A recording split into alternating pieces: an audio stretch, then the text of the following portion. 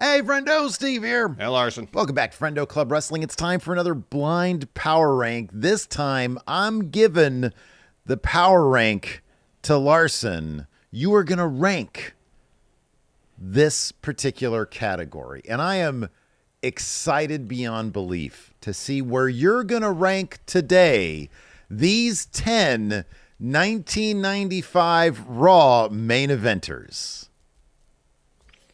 This is an awfully niche subject, is it not? I like right now, I can see that little three-legged hamster running in that wheel in your head. Here's the thing. Back in 1995, Vince McMahon clearly had a thing still for putting glorified mid-carders in main events against bottom-of-the-barrel jobbers. Yeah. But Yeah. I am reasonably certain that you will know every single name on here. I wasn't that obscure, although I could have been, because boy, oh boy, there were some names on here I knew that you would not have known, but I didn't go in that direction. All right. However, this is a very random list, but I can assure you, they all main evented Raw at some point or another in 1995. I believe you. Let's rock and roll. First up, this man main evented on the May 8th edition of Monday Night Raw. I'm talking, of course, one half of the Smoking Guns, Bart Gunn. Bart Gunn. Bart Gunn. I mean, Bart Gunn's, I guess if we're doing kind of random people main eventing Raw, Bart Gunn's not a bad name. Former tag champion, won Brawl for All, was a massive star in Japan after he got knocked out by Butterbean. Definitely has a resume. Got a pretty decent resume. I mean, the possibility exists you put a bunch of nobodies on here, and I think I got to fill up the top of my thing, and then you drop like a Scott Hall at the end. Hey, yo. Nonetheless, Hey, yo. I feel like Bart Gunn's a pretty good name. Okay. I can't go as high as number one, but I can definitely go number two. Number two is Bart Gunn. All right. Number 2 is Bart Gunn. There you go. Let's move on then. Sure.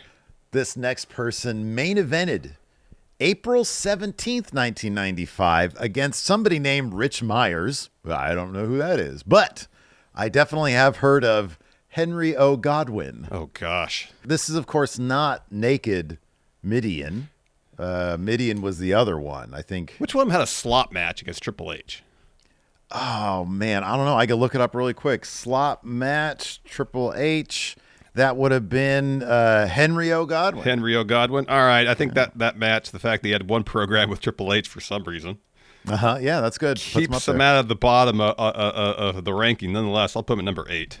All right. So far, you're giving yourself some room here. Bart Gunn at number 2, Henry O. Godwin at number 8. Yeah. All right. Let's go ahead and move on now to the next name on my particular list. And, of course, this person took on Bret Hart in a steel cage match on October 16th. This guy, boy, oh boy, you never want to see him, Larson. He is, of course, the dentist, Isaac Yankem, DDS. Of course, Isaac Yankem went on to become Kane, had a massively successful wrestling career, political career, different story entirely. Little different story, but his wrestling career, certainly a Hall of Fame situation there. He was also, of course, fake Diesel. Surprised, Following this, by the way, that he didn't have a run here as a Raw main eventer. Considering he went on to be Kane, like if the criteria here is the career they had thereafter, I mean, Kane was wildly successful, former world champion. Not as fan of his politics, but gosh. I'll be honest, I was not watching in 95, obviously. However, in retrospect, I've come to appreciate Isaac Yankem as a wonderful horror villain type. Yeah, as I recall correctly, the performance was pretty solid. Whatever. I'm going to put future Kane at number 1.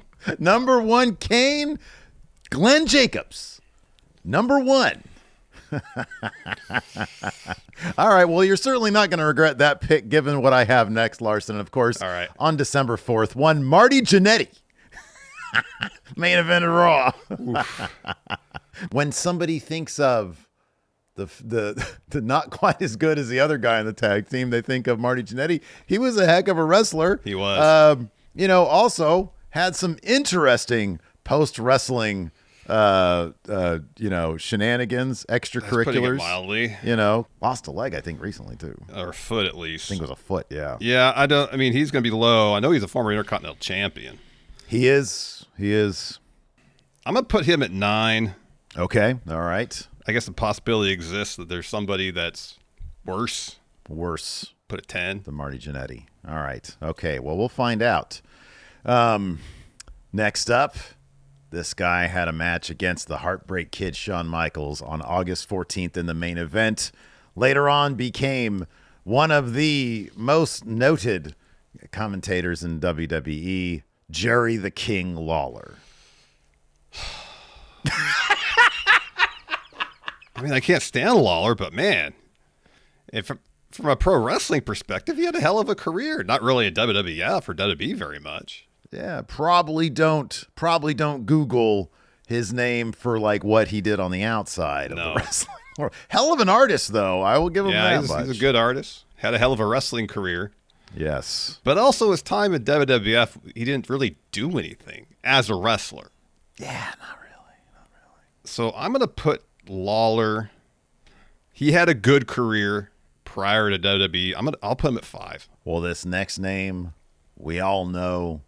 I'd say we all love even. He was champion for a whole year in WWF, and on February 20th, he main evented a Raw. Of course, talking about Kevin Nash, Diesel, Wizzy Man, Izzy Truck. I don't know what he is, but defeated Bob Backlund in 8 seconds, and of course, carried that title for a whole year before moving on to WCW and creating this little thing called the NWO. So is it Diesel? It is Diesel. Diesel goes at 3.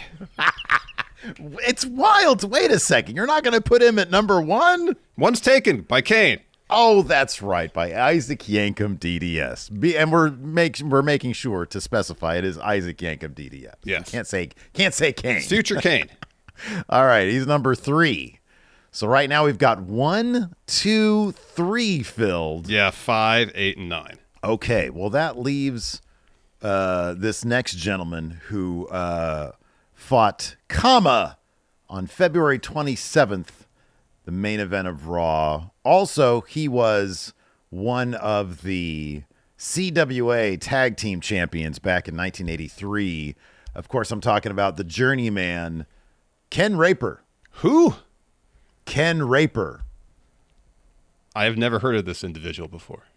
Yeah, I saw his name once on like a post, I think on Twitter or something, of funny names. And I'm like, what's funny about the name Ken Raper? It's not a very funny name. No, it's not. 10. 10 for Ken Raper. Okay. I've never heard of him before. There you go. Never heard of him. I was like, whoa, who is this person? And then I looked him up, and yeah, apparently he had a shock tag team title win against the Assassins in 1983. 12 years prior to main eventing Raw, huh? Yeah, they main evented Raw against Kama. I'm pretty sure he lost in that effort, but this next person... Kama was the ultimate fighting machine. How are you going to beat that guy? Another guy who, difficult to beat this guy because he was the man of war from... Oh, yeah. Aldo Montoya. Yeah, the Puerto Rican... Portuguese man of war. Portuguese man of war. Aldo Montoya, later known as Just Incredible, also kind of has a reputation nowadays for some other stuff. Ugh. So where would you put Aldo Montoya? I guess it's 7. 7. What do you have left? I got 4 and 6 left. You got 4 and 6 left. All right. Well, let me ask you, where are you going to put this guy? Of course, this guy. Many accomplishments in the world of pro wrestling. Might consider him a bit of a nepo baby, given his time in the USWA and whatever it was referred to before then. Talking about Brian Christopher? No. I'm talking about former Intercontinental Champion, former Tag Team Champion in WWF, former WCW World Heavyweight Champion, former, I think, United States Champion, former many time champion in the NWA, I think. And, of course, most importantly... Oh, you're talking about Jeff Jarrett? Don't interrupt. The only Texas Chainsaw Massacre Deathmatch Champion. Ain't he great? JEFF JARRETT. Ain't he great? Jeff Jarrett. Jeff Jarrett's great. Highest possible spot I got last, number 4. Jeff Jarrett's number 4. Number 4. He main evented on June 26th. He actually main evented a lot on Raw. Yeah, I think he main evented a lot of Raws, yeah. All right. Well, that leaves us with, I guess you said the number 6 spot. Number Is that 6. correct? Yeah.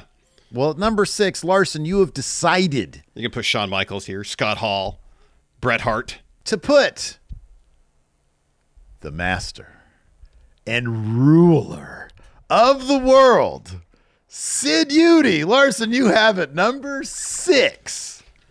Under such notable names as Bart Gunn, Jerry Lawler, Diesel's okay, I guess. Yeah. Isaac Yankem. Isaac Yankem, DDS. You see, but here's the thing. You didn't get me to stick Sid at like 9 or 10. That you're right. That was my goal, Larson. See? That And was I my had a goal. feeling that was what you were going to try to do.